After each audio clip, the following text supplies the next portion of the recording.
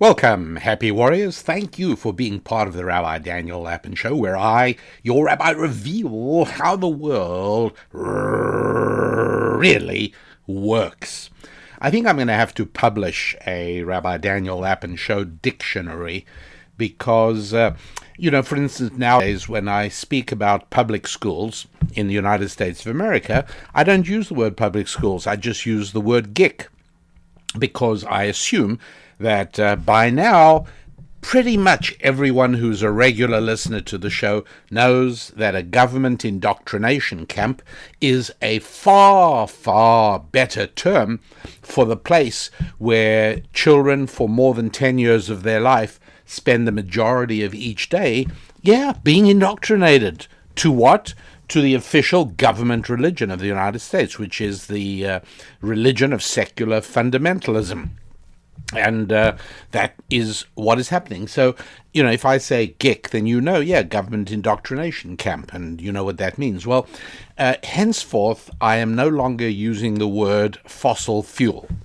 This was pointed out, and I mentioned last week, David in Los Angeles wrote, and he made an excellent point.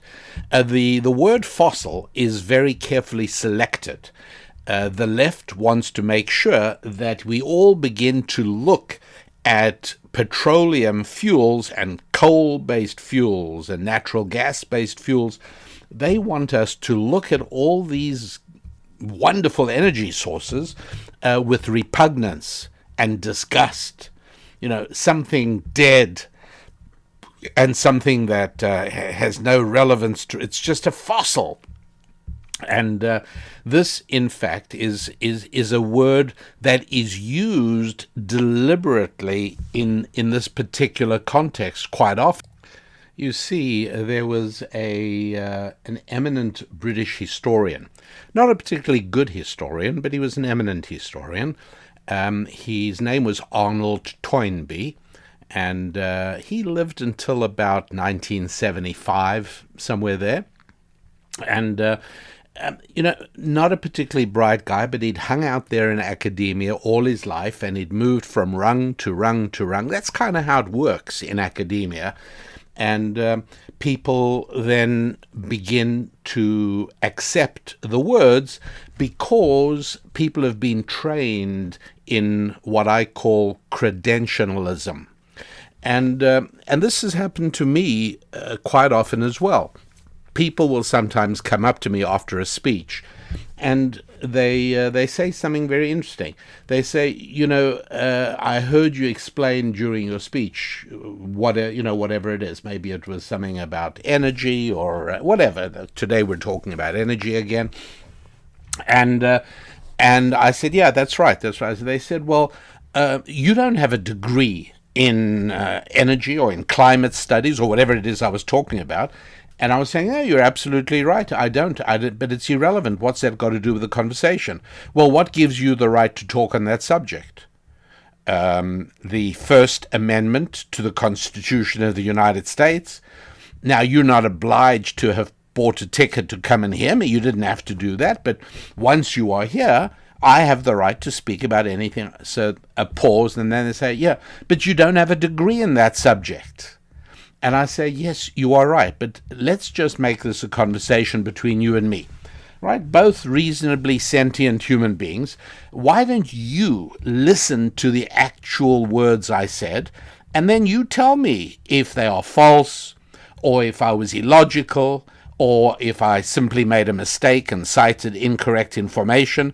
You tell me what's wrong with it. But don't try and attack something I said, which I understand makes you feel very uncomfortable. Don't try and it by saying I haven't been authorized by the academy to speak on the topic. You see, that's where we're at today, and there's a whole lot of that going on. So please, you don't feel that you have to restrain your opinion, right? You have an opinion, and you're a person who is aware of how the world really works. Your opinion probably has some validity to it. And people sometimes issue caveats before they speak, and they say, well, I'm not educated in this area, or I have no qualifications in this area. But you don't have to say that. You really don't. It's up to the other person to say, well, here are some of the arguments against what you say. All right, we can talk about that. But the attempt to discredit information because it was uttered by somebody who has not been anointed by the academy, that's just a really bad idea, given how many incredibly foolish people serve on the faculties of colleges and universities around America today. Talk about the 1619 Project. The New York Times ran with that one, and the woman who came up with it, a journalist with no advanced degrees, by the way. I think she has a master's. Normally, to get a tenured job in academia, you kind of need a doctorate degree. And again, look, I'm going to tell you, there are certain things I like to point out that are so unbelievably stupid they could only have been said by somebody with a doctoral degree. Now, is that sour grapes because I don't have a doctoral degree? That's for you to judge. But on the whole, people who have doctoral degrees in anything outside the scientific and mathematical fields. You got a PhD in molecular biology, believe me, I'll stand up when you walk into the room. That's fine. You got a PhD in mathematics. You got a PhD in physics. You got a PhD in computer science.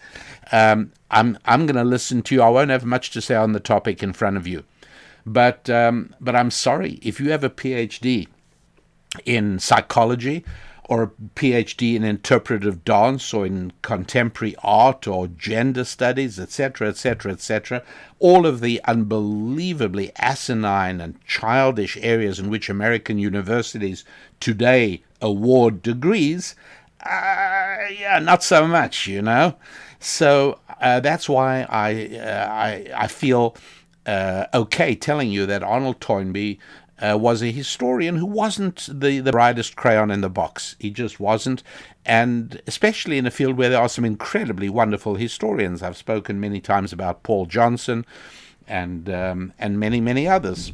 There are some extraordinary historians. Victor Davis Hanson, by the way, a professor at Stanford in California, is also a farmer, and he's a great historian. So anyways, I tell you all this because remember I'm not using the word fossil. I want to just give you the backstory to this. So Arnold Toynbee is this British historian, and so his theory, and he built his whole career on this. And a lot of people are like that. You could even criticize me and say, well, I see the Bible and religion at the root of everything. Yeah, I do, because I think that's true, and I'm willing to argue it and debate it and demonstrate why I believe that. But yes, that is my thing, if you like. Arnold Toynbee's thing was that world civilizations rise and fall. And that in itself, is not particularly controversial. Some of you who are regular listeners to this show might remember that a few months ago I did a show on a 250-year average time life of a culture or a civilization or a society.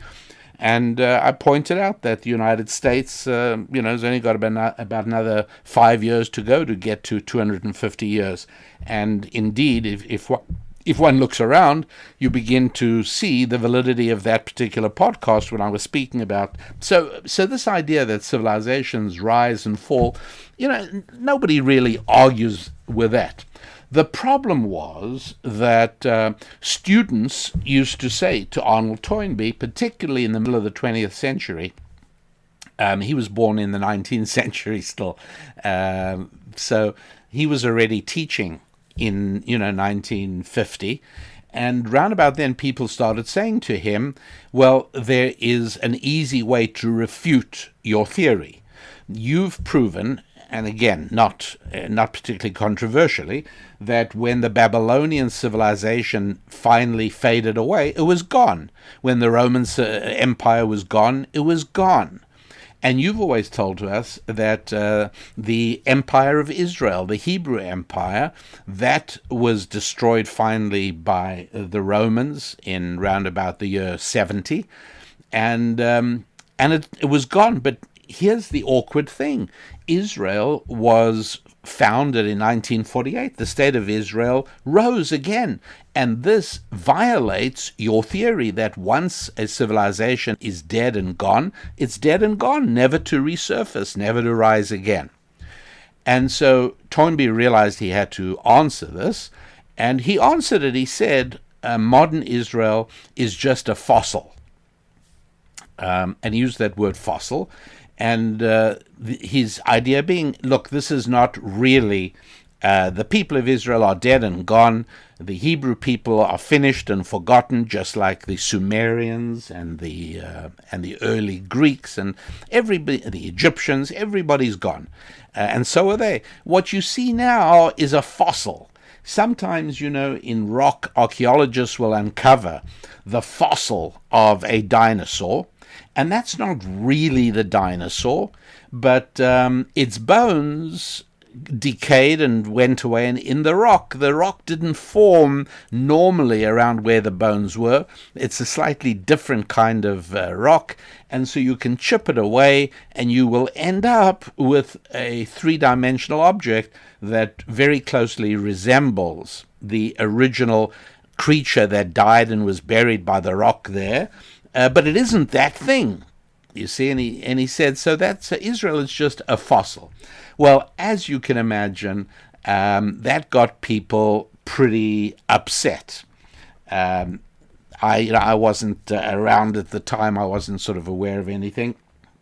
But if you look at the articles and the academic record of the time, as you can imagine, people in Israel got very upset and very unhappy.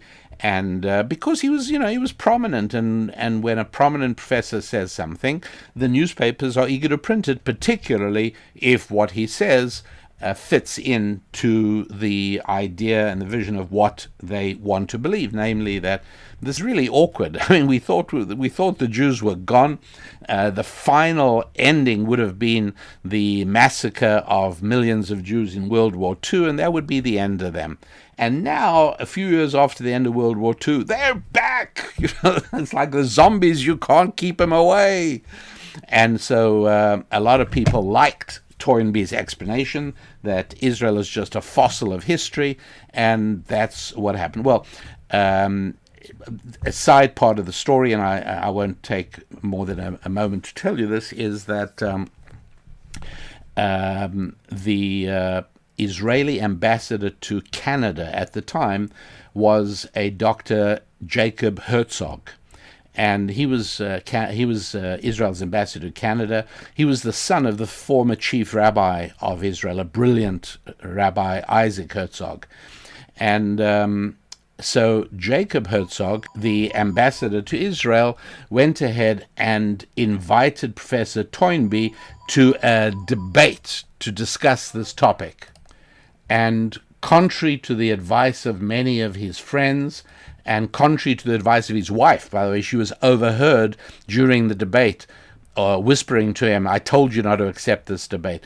Anyway, diplomat Jacob Herzog from Israel debated Arnold Toynbee in Montreal, and I think it was at McGill University in Montreal. At any rate, as anybody who was there, or anybody who listens to a recording of that debate, which was quite fascinating, it's perfectly clear that that Jacob Herzog wiped the floor with Arnold Toynbee.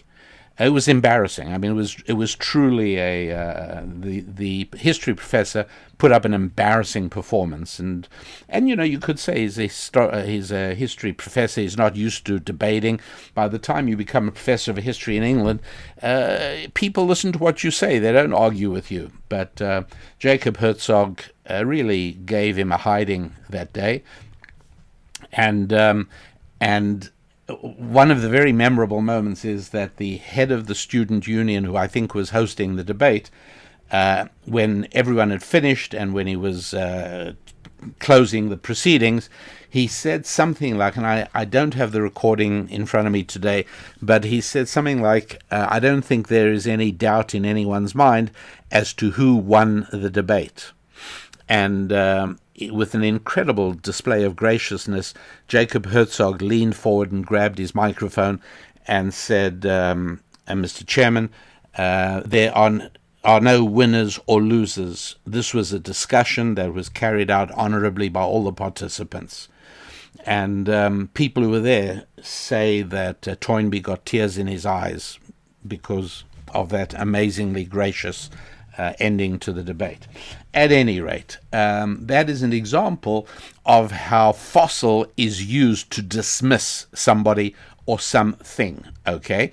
And so fossil fuel, when they came up with that word for coal or petroleum or natural gas, the idea specifically was that you should think that it's, something finished and forgotten, of the past, of no practical use at all. They were not saying that it's made out of fossils, because everybody knows that's not true, right? Fossils have no fuel in them. You can't burn fossils, and fossils can't make fuel. But it was given that word, that name, to try and make people feel negatively about it. And heaven knows it worked. I don't think there's any question about it. It did play an effect. There's no doubt in my mind that part of the ambivalence that people feel towards petroleum, it's fossil fuel, we mustn't use fossil fuel. So for the Rabbi Daniel Lapin Show Dictionary, you will find that the correct word for fossil fuels is GG fuels. Capital letter G, capital letter G, GG fuels, standing for God-given fuels. That's right. Because, as I explained last week, there are two completely incompatible views on energy. One is that it's fossil fuel and we're running out and it's bad for the environment. All of these things not valid.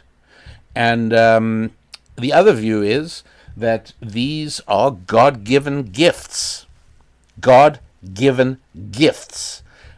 To enable human beings not to consume their precious years on this earth by drudgery, having to walk to places and having to cut firewood and all the things that basic survival in a subsistence environment take up your life.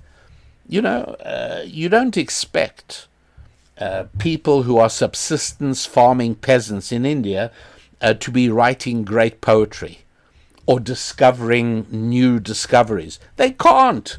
I mean, life is such a struggle. It's sheer drudgery from early in the morning to late at night. And God says, that's not how I want it to be. Use the stuff. And so henceforth, when I refer to petroleum or coal or natural gas, GG fuels. That's right. God-given fuels. That's what it is. Use them always in good health. Now, a recent thought tool, which you can read on our website, it is the most recent right at this moment. It's called Frozen in Fear.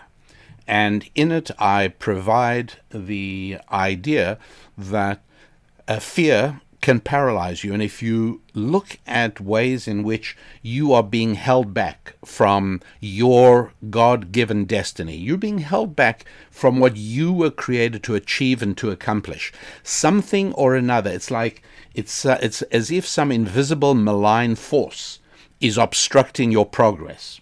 And when that happens, it's always good to ask yourself, what is scaring me? What is frightening me? And this thought tool is an analysis of how fear can impede the progress you should be making, and also how to deal with that. And as is the case with every thought tool, at the end, I usually refer to some resource in our store that addresses this topic for further study, for people who want to go into it more deeply. And after each thought tool, there are letters, right, that people write. You can post your comments after reading a thought tool. And here is one from a lady called Corinne. And she wrote, "I really enjoy your podcast and your emails. But after I read them, I then see you are soliciting for money. I don't feel good about that." And here is my answer, which you can see on our website at rabbidaniellapin.com. Go to Teachings, and under Teachings you'll see Thought Tools. And under the first Thought Tools you'll see Frozen in Fear. And then if you look through the comments, you'll see Corinne's comment, and here is my response, and I'm going to read it to you. Dear Corinne, your letter is so very interesting. Firstly, because it crops up from different readers every year or so, and second, because it so brilliantly reveals the seductiveness of popular fallacies about money. Though I have answered it before in these pages, I will answer it again here in order to honor you for taking the time to write. Before going any further, I want to make clear that we are not soliciting for money, though why that should be a problem I have no idea, but we are offering goods for sale. Please note that we do not charge you anything for reading this material or for listening to the podcast, which you said you really enjoy, though there is obviously some cost associated with producing and publishing this material for your enjoyment.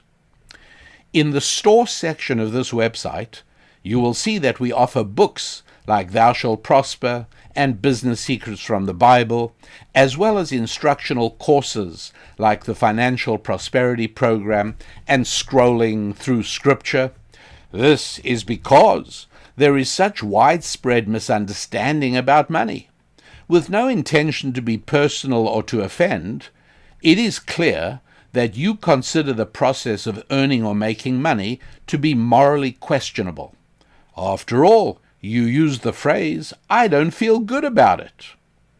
From my knowledge and my experience, I state with certainty that most people who feel that the process of making money through voluntary and consensual financial transactions is morally tainted are people who tend to be fatally handicapped in their own efforts to make money. Folks, you'll pardon me, I'm going to read it one more time because I can't overemphasize the importance of all of us understanding that if we do not understand what money is, and we don't understand the spiritual nature of financial transactions, we end up confusing making with taking, earning with stealing, profit with plunder. And the result of that is that it really handicaps us in our own financial ambitions. So I'm going to read the sentence one more time as I wrote it to Corinne. From my knowledge, experience, I state with certainty that most people who feel that the process of making money through voluntary and consensual financial transactions is morally tainted are people who tend to be fatally handicapped in their own efforts to make money. In other words, people who deep in their hearts consider making money to be morally reprehensible are severely restricted in their financial ambitions by that very belief. Now, let's glance at the last time you purchased a beautiful pair of shoes, Corinne, one that you really enjoyed wearing. Turns out that it was perhaps an advertisement in a magazine you read that alerted you to the availability of those particular shoes. Countless people saw that advertisement and ignored it because they were not in the market for purchasing a new pair of shoes. Did you feel not good about this advertisement? Surely not. Therefore, the only reason I can see for why my advertisement makes you feel not good must be that you feel that commercial transactions are incompatible with biblical teachings. And so since I'm providing a biblical teaching in the thought tool or maybe in the podcast, or maybe because I'm a rabbi, you feel uncomfortable with the advertisement for a consensual financial transaction. Yet, the 5 books of Moses brought down from God on Mount Sinai, contain far more rules and regulations about financial transactions than they do about any other category of moral teachings. What is more, Bible teaching through the lens of ancient Jewish wisdom illustrates how financial transactions allow strangers to please one another. You were happy with the shoe store proprietor who made your new shoes possible, and he was happy with you being a customer, which allowed him to put cornflakes on his breakfast table. Yes, voluntary and consensual free market transactions make God smile, in that they allow his children to serve one another's needs.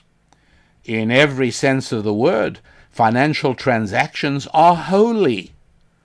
I know this is not how the world of popular culture sees it, but as in so many other areas, that world has it wrong. What we do in each of our emails or in our podcast is to try to provide uplifting and applicable Bible-based wisdom, and then we invite you to pursue the topic further in one or another of the resources we create, publish, and sell. That way, should you, of your own free will, decide to participate, you obtain instructional and educational material unavailable elsewhere, and we obtain the wherewithal to place cornflakes upon our breakfast table. And should you of your own free will decide not to participate and not to purchase anything from our store, that is fine also. We are still happy you read our material and listen to our podcast and enjoy it all for free. But there is certainly no reason for our advertisement to make you feel, quote, not good. We do hope this helps you adjust your money thinking. Best wishes, Rabbi Daniel Lapin. And I mention that because I just wonder if there are any folks who, listening to the podcast and noting me now, mention the availability of a wonderful resource at our store on our website. I wondered if, maybe some of you also think, well, that's a little unseemly, isn't it? I mean, after all, surely the worlds of ancient Jewish wisdom and money should be separate. And the answer is no. It's precisely ancient Jewish wisdom that makes financial prosperity possible in countries that were founded with an awareness of that information. But that's, of course, another topic entirely. What I did want to mention was that I have truly a wonderful program called Scrolling Through Scripture. The first unit comprises 20 lessons. Each lesson is a video program of half an hour or so, and this takes us through the first 34 verses of Genesis.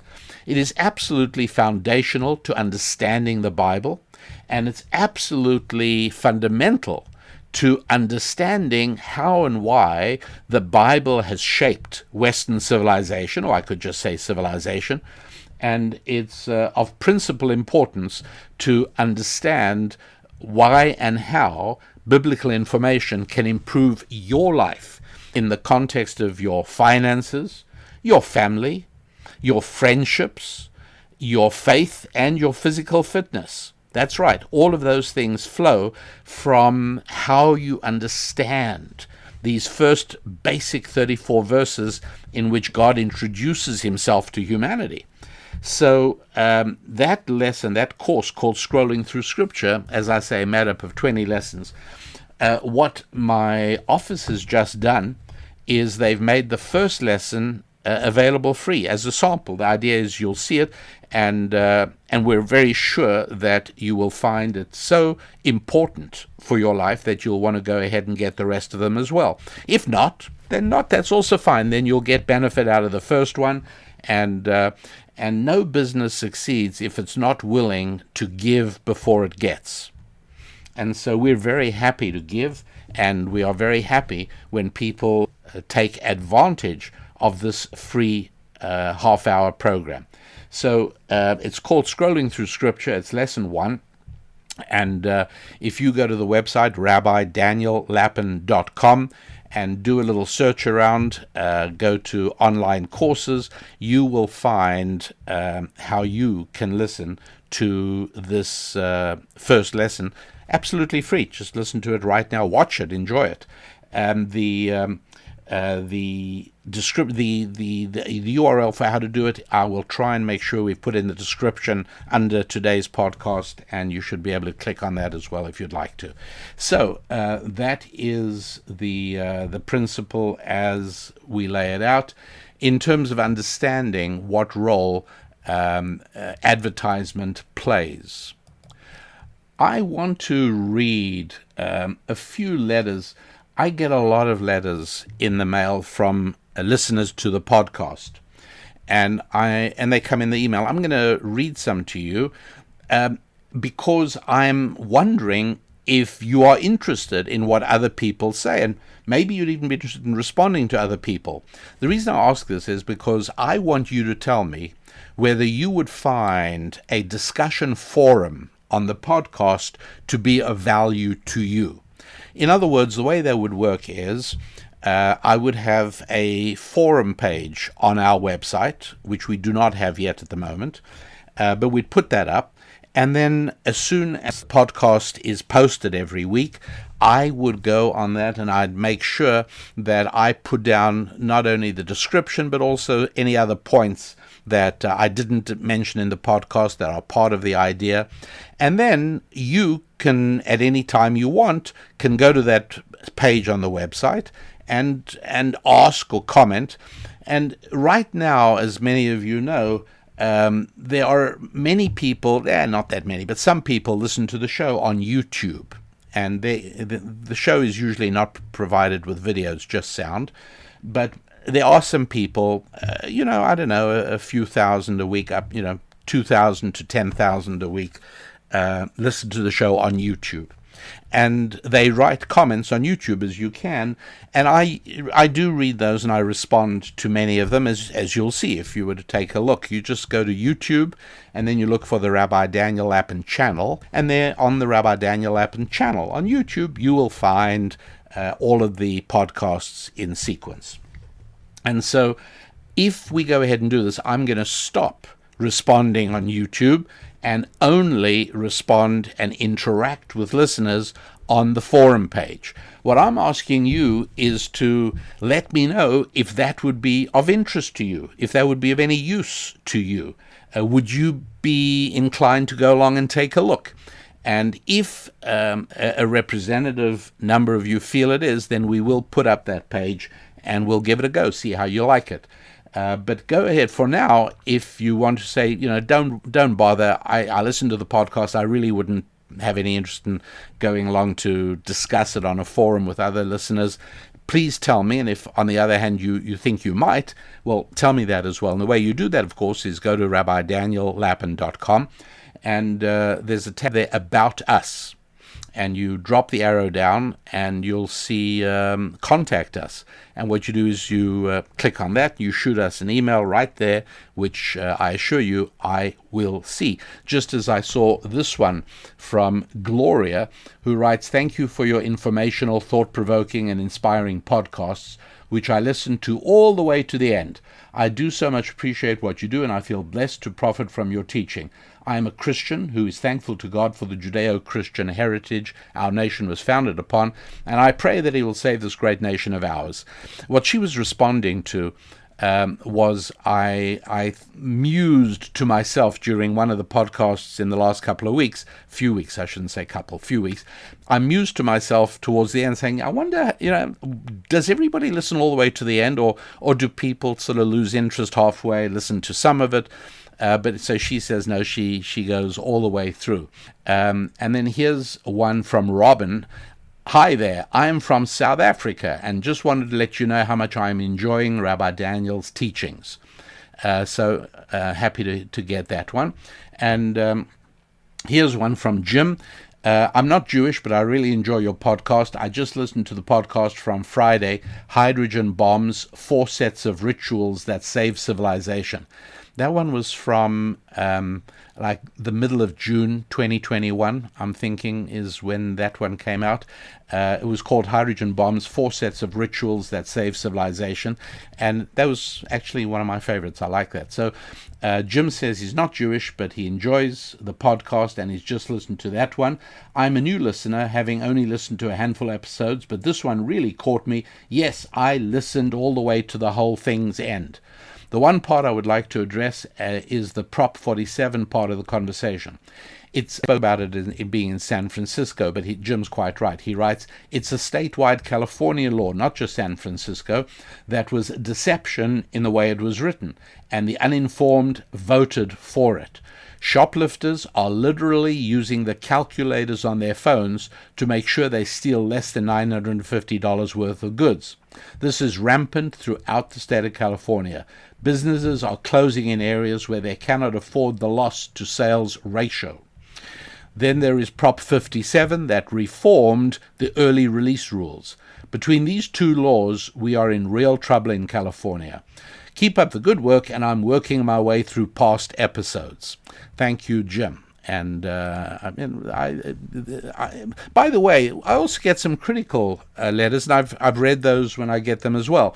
But I am also aware that people who hate it do not usually write in. So I'm not fooling myself, thinking, oh, everybody loves it. No, I'm sure there are a lot of people that are goaded to unreasonable fury by some of the things I speak about on the show, such as fuels like coal, gas, and petroleum being GG fuels. That's right, God-given fuels. If it didn't have too many syllables, I'd say GGG fuels, God-given gifts. But God-given fuels is quite sufficient. Okay, this one is from Joshua. Hi, Rabbi Lapin. As requested on your most recent podcast, I'm glad to inform you that I happily listen to the entirety of your show each week. Thank you, as always, for sharing your wisdom with us, helping us dig deeper into Scripture and showing how it relates to us in every era.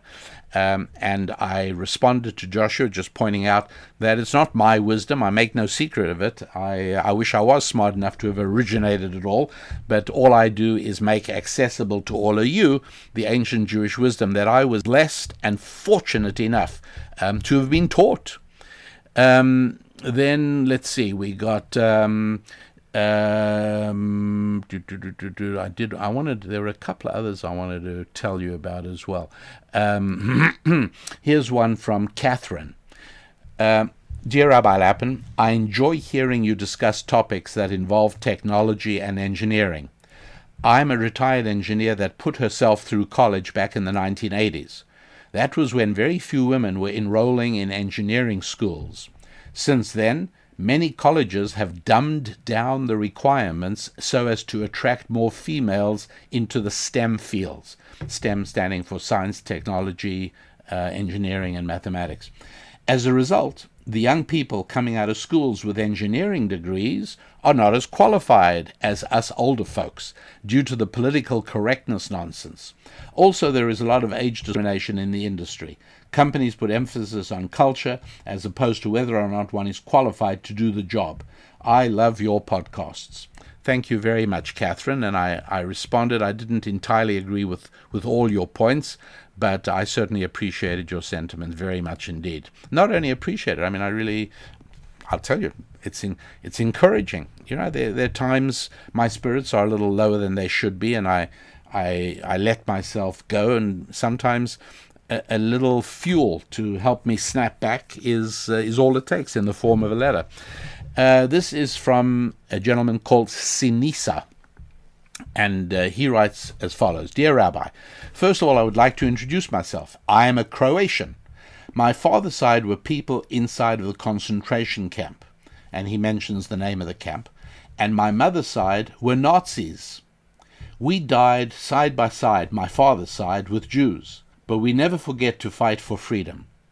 In my country, Croatia, where I am coming from, we have again Jewish community, and I'm proud to be one of the people that is supporting them.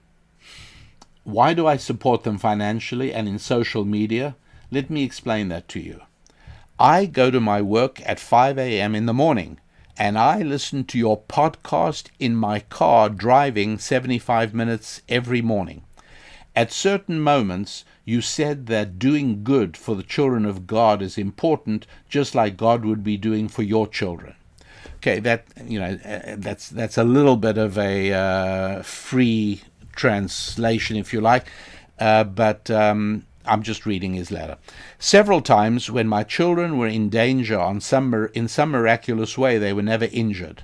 My sister, my nephew, and her man, means I think her husband, didn't have corona. My parents and my women's parents also never had corona. By the way, in many languages, wife and woman are the same word. So that explains, as he's writing in English, it's not his natural language, why he says my woman means his wife. And then he goes on, he says, coincidence? Maybe. Just one sentence helped me to be a better man and to help somebody. Why Jews? Why do I listen to you and how I got connected to your podcasts? I am investing in an Israel trading community, and they helped me a lot to earn the money so that my children can go to university and that we as family live better. These Israelis also helped me to get connections with the Jewish community in Croatia and to start learning Bible. And by the way, here comes the best part. This is the end of the letter. He says, I am an atheist. Period. Or, better said, I used to be an atheist. Why do I write this all? Because I want to encourage you to inform us all further in your podcasts. Thank you, my rabbi. Kind greetings, Sinisa. And so, Sinisa, thank you very much indeed. I did respond to your letter directly to your email, and I found it absolutely fascinating and really very heartwarming. So thank you for that. Here is one from Nathan, and I'm arriving at the end of this.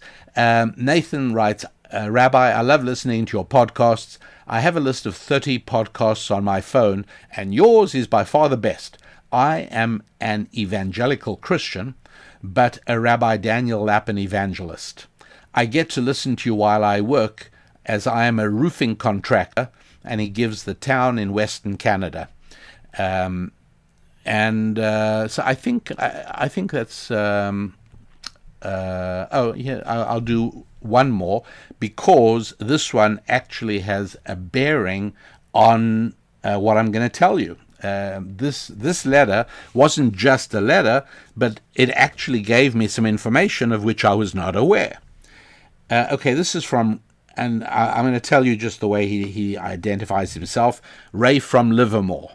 And the reason that I'm telling you is because that name, Ray from Livermore, resonates with me. When I used to do my show on KSFO radio in San Francisco, I don't know, I was doing it up to about 5 or 6 years ago, approximately, 7 maybe. And it was a call-in show, right? So the call screener would put up on the screen the name of the person as they gave it, and also his location. So he always, when he called in, which he did often, he was always Ray from Livermore. Here's his letter. And by the way, I'm always happy when I hear of listeners to my old radio show who found the podcast. So I'm happy Ray did. Here's what he wrote. Thank you. Where am I? Hold on. Thank you for your wonderful podcast and all the wisdom you share with us. Your most recent podcast, you commented on electric planes. Attached is an article about the failure of very expensive electric buses in Pennsylvania. What was the weak point? You already know. The batteries, of course. Thank you again for your show. I found you on KSFO, and I miss that show very much. And he gives me a link, and then he signs Ray from Livermore. Okay, what's the story? You are going to love this as much as I did, I'm sure. This is a story about the city of Philadelphia having an adventure with battery-driven electrical buses. And before I go further, let me give you a rough idea of what a 50-passenger normal city bus costs, right? The buses that run on the streets of every single major city, and those run about $250,000, right? They pay about $250,000 for them, sometimes a little less. And they typically have a lifespan of about 15 years, thereabouts.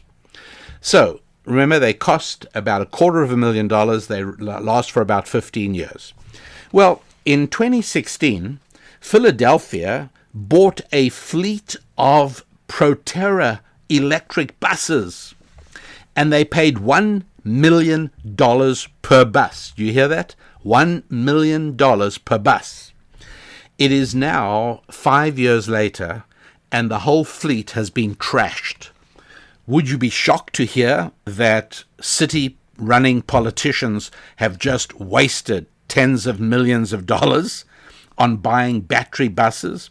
Well, at the time they bought them, you could not hear yourself think for all the sound of congratulatory trumpets playing and all the hallelujahs singing. Oh, at last, one American city is going to become emissions free. It's going to run on battery buses. Well, less than 5 years later, everything has been trashed. The buses are gone. And by the way, I chuckle, not because I'm hostile to electricity. Of course I'm not. And it's not that I have any intrinsic objection to buses or electric buses, but don't make decisions based on ideology and your religion. You have a religion of environmentalism, climate change, and fossil fuels. And so on the basis of that religion, you use the tax money extracted from hardworking Philadelphia citizens, or some of them anyway, and you waste tens of millions of dollars on buses. It was a bad purchase. Why? Well, first of all, batteries are really, really heavy. And I don't know if they redesigned the chassis or they used regular bus chassis, but whatever it is, the weight of those batteries being jolted over potholed Philadelphia streets cracked all the chassis. But even before that, there was another problem, and that is battery degradation. I've spoken about that the holding power of a battery goes down the more times you recharge it and discharge it. And so it didn't take more than 2 years for these buses to no longer be able to run their routes. To stop at each bus and run the entire route, couldn't do it anymore. And unfortunately, there was not enough space at each terminus of the battery of the bus run in order to put a recharging station. Although how that would have worked with a bus schedule, who knows? At any rate, Philadelphia's experiment with the battery bus fleet, created, by the way, by the Proterra company, also with a lot of fanfare of how this was going to change urban transit. Well, the news report tried to get a comment from the Proterra company, but I did check, and the market value of the Proterra company, as this information started coming out, plummeted to about 30% down from normal, as people realized, hey, this sounds right. Oh, we need battery transport. Hey, if you have one that works, I'm happy with that. That's great. You got an electric plane that works. You got an electric commuter flying taxi that works. I'm with you. It's good. I have no problem. The trouble is, it doesn't. And they're still wasting money on them. And they're still taking hard-won tax money from farmers in Kansas in order to underwrite Tesla buyers in Beverly Hills. Why? Because it's good for the planet. No, that's your religion. Your religious beliefs say it's good for the planet. And your high priests, whom you like to call scientists, say that it's good for the planet. What are you saying, Rabbi Lapin? Science lies? No, of course science doesn't lie. Scientists lie. The Bible doesn't lie, but there are probably some rabbis who do. No, I don't say probably. I know some. So, science doesn't lie, but scientists, because like all human beings, they have interests as well as values. And many of us will follow our values as far as we possibly can, but we'll also follow our interests as much as we need to, I should say. And the need of a scientist is to make sure that he is held in good favor by the deans and the president of his university, and by the funders and the grant givers and the grant writers and the foundations. And to do that, he has to toe the line on the state-sponsored religion of secular fundamentalism, whose sacred sacrament is climate change and carbon neutrality, etc., etc., etc. There it is. I mean, I find the theology of other religions frankly boring, and the theology of the American state religion of secular fundamentalism, it's pretty boring as well. So that's why I enjoyed the letter from Ray from Livermore, because he alerted to me to this incredible story of the Proterra company and the absolute disaster. La Crosse, Wisconsin is another city that is trying to buy Proterra buses, but in the sequel to this midsummer 2021 information that Proterra buses fall apart and the batteries degrade to the point that they cannot run their route, a lot of places are now wisely canceling orders that should never have been placed in the first place. Right? You can buy a regular city bus for a quarter the price, and it lasts 3 times as long. Stop it already. Just grow up. Really. So that is the situation, and I told you why it is that I am encouraging you to listen or watch the first lesson of scrolling through Scripture, and it's on RabbiDanielLapin.com. You'll be able to find it, and I think you will enjoy it, and I'm also betting that you're going to want to watch the other 19. If you do, that's great. If you don't, that's also great. You still will have got something of benefit, and you will become a more knowledgeable person. That makes you a better citizen wherever you are living, and that means that you are a bigger blessing for the people around you. So go ahead and discover a little bit about how it is that a 7-word sentence in Hebrew, in the beginning God created heaven and earth, how those 7 words and 28 letters that comprise those 7 words changed the course of human history. Yeah, really. Changed everything. So all of that on scrolling through Scripture.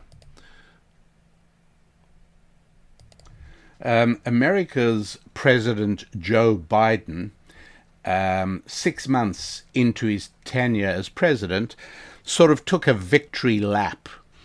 And one of the questions that cropped up was inflation. And what's happened is that prices on average in the United States of America, prices of basic things, gasoline, food, transport, all kinds of things, went up. The consumer price index, by the way, reflects this, went up between 5 and 6%. That's scary. That's a huge increase. And what results, of course, from that is something called inflation. Why is that? Well, you think about it. The United States of America has had a whole lot of stimulus, right? And what that means is giving out of huge sums of money. And there is no sign of that slowing down. The government continues. And now the latest is, again announced by President Biden, $300 a month for any child below the age of, 12 or 15 or whatever it is. And again, a whole lot of money being given out. And it's turning out that all of this money give out is beginning to approach a huge figure of about maybe as much as 25% of America's GDP, gross domestic product.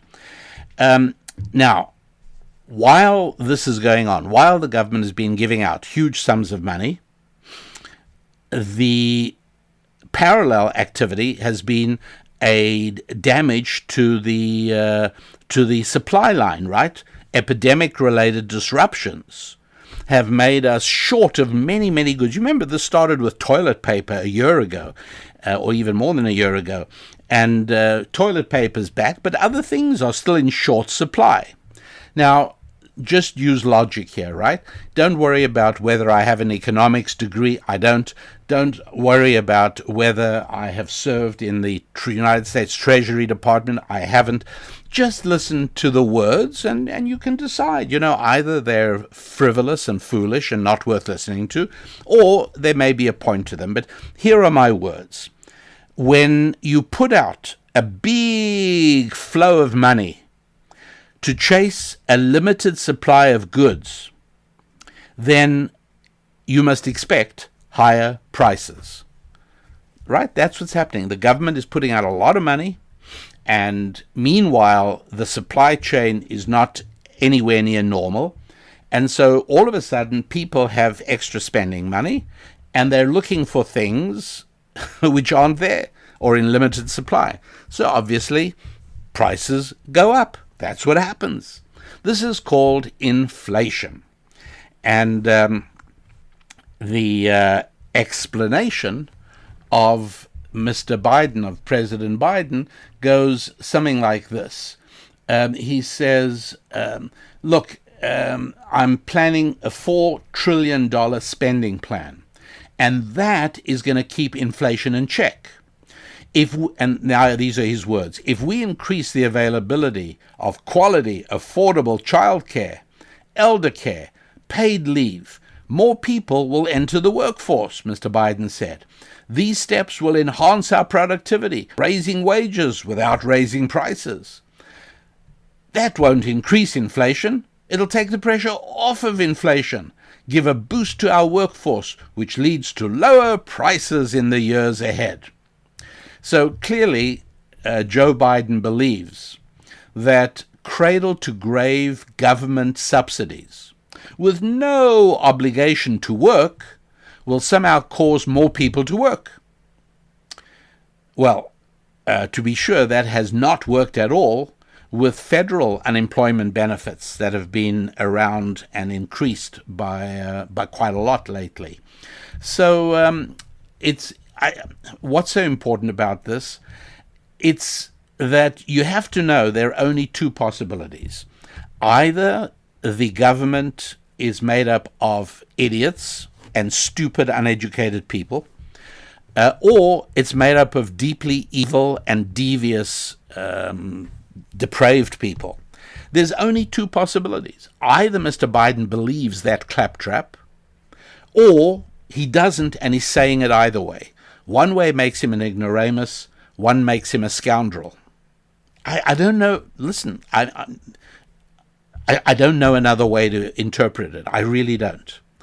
Look, let's imagine, for some inexplicable reason of my own, I hired 5 men, and I paid them all $20 an hour, quite a bit, to do nothing. I want you to all, you 5 men, I will pay you $20 an hour if you sit under a tree, and I don't want you to read, but you can talk, you can drink not alcoholic beverages, you can smoke cigarettes or cigars. Go ahead, but I will go ahead and pay you. Why is it, do you think, that does not harm the economy, but if the government gives those men a sum of money every week to sit under a tree, that harms the economy? What's the difference? Now, if I were you at this point, I'd pause the podcast for a moment. It's one of the advantages of podcast over radio. And I'd give it a little bit of thought, why it is. And when you come back, you will hear me explain that the difference is that my money is underpinned by value. There is a limit to it. I can't keep doing this indefinitely because I will run out of money. And that's because my money came to me by me delivering value to other people. So the money is not, I didn't print that money. It's not just a piece of paper. It's representative of something that is limited in supply and limited in availability that I'm choosing to use in this fashion.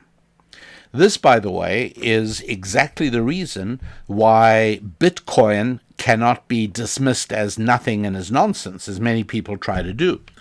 And the reason is because, and I explained this in a podcast a couple of months ago, that it costs a lot of real money to produce Bitcoin. You're using a lot of electricity. I explained that Bitcoin was similar to aluminum in that way. And so, and also Bitcoin is limited. I think the number is 21 million Bitcoins, but there's a certain point after which no more new ones will be mined. And the cost of mining is going up all the time, just as with any real commodity. And so Bitcoin has the characteristics of real currency in exactly the same way that my money has characteristics of real currency because I had to deliver value in order to obtain it. However, when the government gives out money, that money is obtained, you might say, from taxation, but it's too much. They're giving out far more than can ever be covered with taxation. No problem. The government is, the current government in the United States is subscribed to something called modern monetary theory. Now, again, this is an idea that emerged from the minds of people with PhDs. All right? No, seriously. No, that's exactly true. Yeah, it's called modern monetary theory, and one of its prime exponents who taught it to Bernie Sanders and is teaching it to members of the Biden administration is Professor Stephanie Kelton. And she has, yes, naturally, she has a PhD in economics from a place called the New School for Social Research. And her dissertation was entitled Public Policy and Government Finance, a Comparative Analysis under Different Monetary Systems. Okay, fine. In summation, modern monetary theory says that while ordinary people have to work with a budget and they cannot spend more than they take in, governments aren't like that because governments issue what's called fiat currency. Fiat currency is currency that is not backed by anything inviolable and substantive. And once the government has the ability to print money, why should there be any limitation? Why should there ever be a reason not to? And so it's very possible that Joe Biden was told by Stephanie Kelton or by others that you can print as much money as you like and go ahead and issue it to the people. And that way you will win their votes because people love getting free money and you got nothing to worry about. So either he buys that, in which case he's incredibly silly, or he knows the truth, and that is that this is a massive subterfuge and a horrendous hoax, in which case he's a very, very bad man. But it's one or the other. It has to be. And as I think most of you, if not all of you, already know, that the process of printing money is incredibly damaging. When a country does that, yes, they are cheating. First of all, it's the most devious way of taxation because it is impossible for not to follow inflation. Right? As I said to you before, this is absolutely standard, and anybody who doesn't have a PhD in economics knows this to be true, and that is that if money is printed beyond the actual value of economic substance delivered by the underlying economy, then you have a decrease, a diminution in the value of that currency. And so if prices and costs are going up at about 5% right now in the United States, I would say there's every reason to believe that number is going to go higher. I also believe that the United States government has ways of camouflaging the true rate of inflation. So one has to keep an eye on that. And you have to realize what this means is that if you have if it's only 5% inflation, although I think you should look more at 10%, but if you only have 5% inflation, that means that every $100 you leave in the bank quickly only becomes worth 95. So you got $1,000. Guess what? With an inflation rate of only 5%, that's only going to be worth $950. You've just lost $50, just like that. Where's it gone? Well, you've been unofficially taxed. Where it's gone is that the government spent it by printing more money. Look, money is very complicated. There's no question about it. It's a spiritual thing, and that's why in my programs and in my courses, I do spend a fair amount of time teaching about money, because money is not like a physical object. Money is not like a bar of gold, or even that is in symbolism is obviously worth more than just what it would appear to be. But as I always give an example of a saxophone, right? I see a saxophone, I know what it is. It has a certain value based on how many people want saxophones and how many the saxophone manufacturers are building. But money is not like that.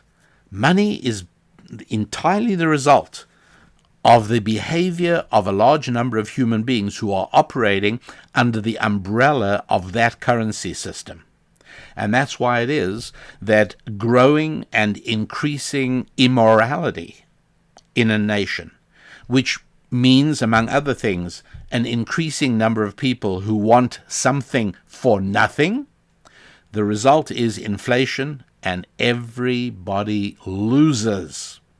So, to just be aware, because dishonest governments in every country find the temptation to print money almost irresistible. By the way, you might well too.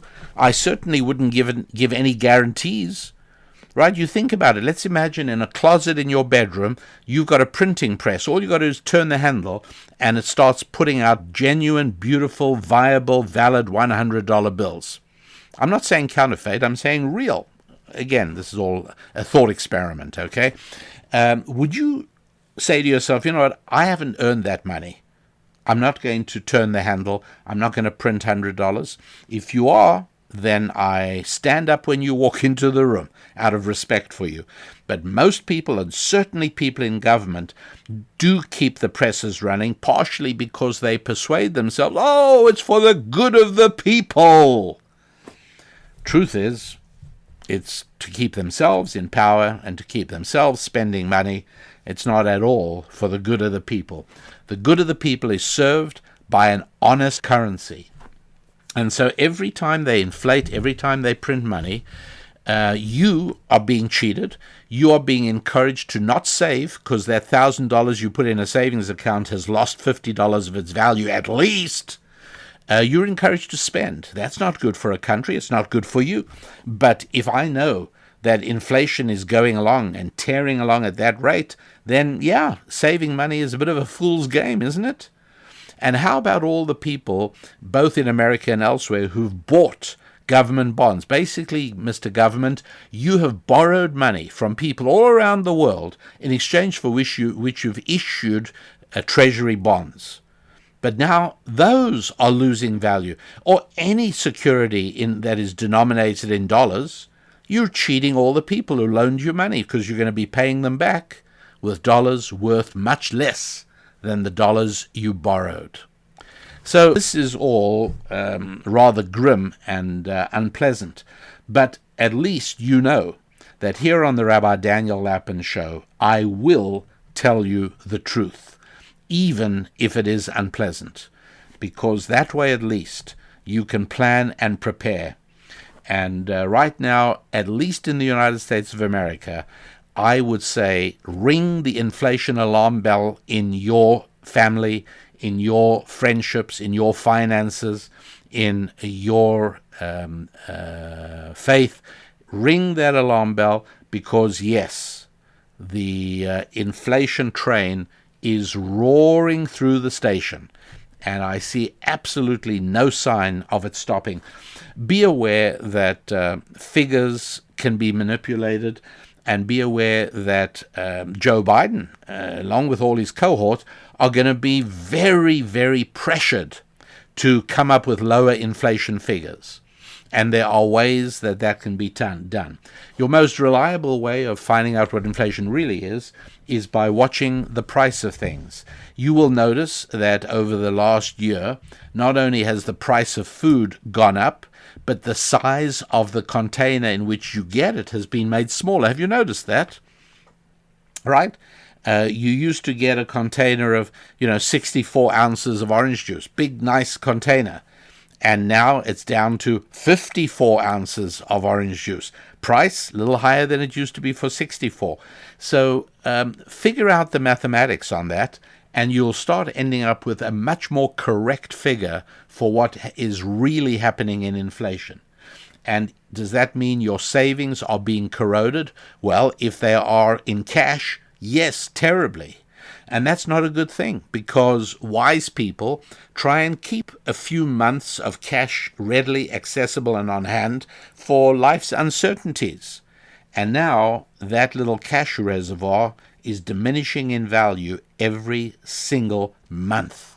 That's not good. And I don't for a moment doubt that this is happening not only in the United States, but quite possibly in whatever country you are living in. And you can take that information into account as you plan your financial strategy. That, I think, is as far as we're going to go for today. Please visit the website at rabbidaniellapin.com. Please check out the store. Listen to the free episode of Scrolling Through Scripture. Take a look at a wonderful financial training package for everybody called the Financial Prosperity Collection. You'll do that. That's also a video program. You can download it. You can start through it. All of that to give you a better shot in the turbulent financial times that lie ahead of us. And I had considered talking a little bit about the space travels of Jeff Bezos and Richard Branson. And by the way, I don't begrudge it to them. I've always believed that you have whatever right you wish to spend your money exactly as you wish. If you've earned your money, this doesn't apply to government, because the government doesn't earn money. It takes money or produces it on the printing press. But anybody who has money because of how they earn it, you are free to spend that in any way you wish. And if you are among the fortunate few, or many, who recognize how wonderful it is to work for a boss who lets us keep a 90% commission, then you understand that 10% of what you earn isn't even yours, and you give it away to people who have less than you. And then you discover that this stimulates an even better flow of revenue. All of that is great. But the remaining 90%, do with whatever you wish. You Richard Branson, blast off into space. Jeff Bezos, blast off into space. Whatever you want. No question about it at all. However, it shouldn't be hailed as, steps forward in the uncovering of science, etc., etc. These are ego trips, and God bless them. They've earned it. They're entitled to it, whatever they want. But the rest of us shouldn't be naive and foolish about it. Right? They haven't done any huge favor for humanity. We're a step closer to setting up human colonies on the moon. Listen, if I were you, I wouldn't bet on that.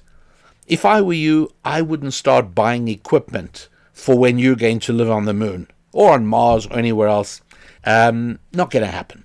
So I decided not to talk a lot about that. I certainly want to make sure that you don't mishear me. I have no begrudging them spending it any way they wish. But it's an ego trip. All right? That space trip, that was an ego trip. The idea that this is being done for the good of humanity and that it's going to help us move forward, that's complete rubbish, and you shouldn't believe it. It's foolish. So that, my friends, is it. Go to the website, rabbidaniellapin.com. Let me know if you'd like to have a discussion forum for the podcast, and I'd be happy to have us put that up.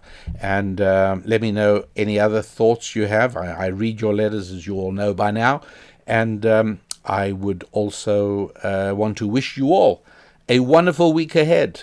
All right? A week of good times in your relationships with God, with your money, with your family, and with your friends, and yes, with your own body, your own physical health as well. I'm Rabbi Daniel Lapin. God bless.